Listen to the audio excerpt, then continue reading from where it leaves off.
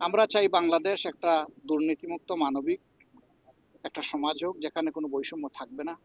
জাত পাত ধর্ম গোষ্ঠী দল নির্বিশেষে সমস্ত মানুষ যেখানে নিরাপত্তা পাবে, সম্মানের সাথে বসবাস করবে, হিংসা প্রতিহিংসা থাকবে না। আমাদের এটা মুখের কথা না, আমরা প্রচন্ড ধরনের একটা মজলুম দল, কিন্তু বাংলাদেশ সাক্ষী, বিশ্ব সাক্ষী। 15.5 বছর দুর্দণ্ড প্রতাপের পর ক্ষমতা ছেড়ে তারা যখন চলে গেছেন, আল্লাহর কসম আমরা কারো উপরে কোনো প্রতিশোধ নেইনি। আমরা প্রতিশোধ নেব না, এটা আমাদের। যারা ক্ষতিগ্রস্ত হয়েছে তারা অবশ্যই সেক্ষেত্রে আমরা সহযোগিতা করব, এটাও আমাদের অঙ্গীকার। এই জন্য আমরা বিচার চেয়েছি, সংস্কার চেয়েছি। তো এখানে এসেছিলাম আমাদের ভাইকে, পরিবারকে সম্মান জানাতে, ভাইয়ের জন্য একটু দোয়া করতে। আপনারাও দোয়া করবেন।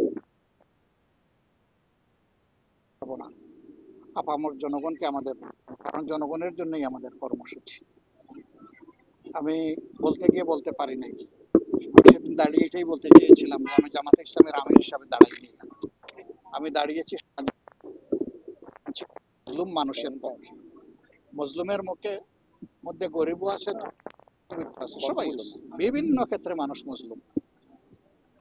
তো সেই মজলুমদের পক্ষে আমি দাঁড়িয়েছিলাম, কিন্তু আল্লাহর ইচ্ছা যে আকস্মিক অসুস্থতার কারণে আমার মনের কথাগুলো আমি গুছিয়ে বলতে পারিনি।